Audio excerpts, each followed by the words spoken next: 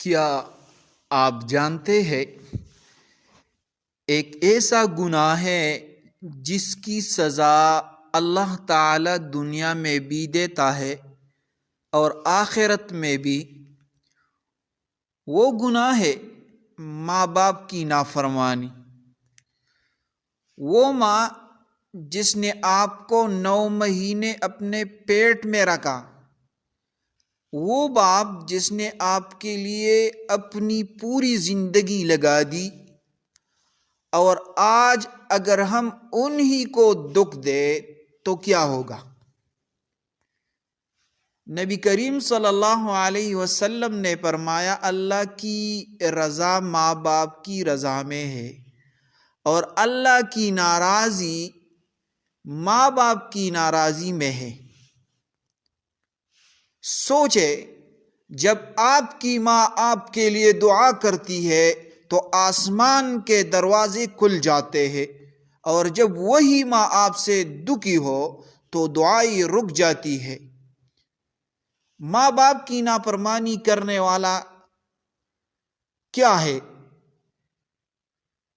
سکون کو دیتا ہے، رزق میں برکت ختم ہو جاتی ہے، زندگی مسائل سے بھر جاتی ہے، اور سب سے بڑا نقصان آخرت میں اللہ کی ناراضگی۔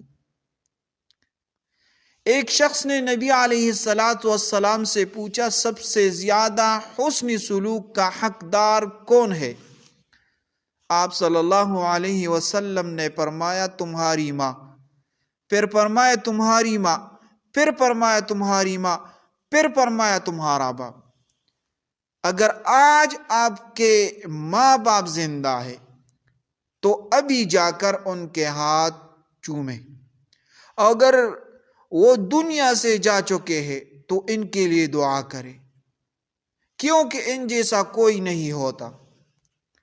تو میرے پیارو، اپنے ماں باپ کی قدر کرو۔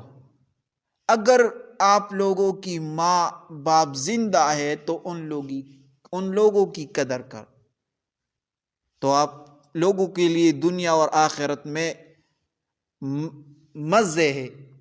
اور اگر آپ لوگوں نے اس کے ساتھ بدسلوکی کی تو دنیا میں بھی آپ رسوا ہوں گے اور آخرت میں بھی رسوا ہوں گے۔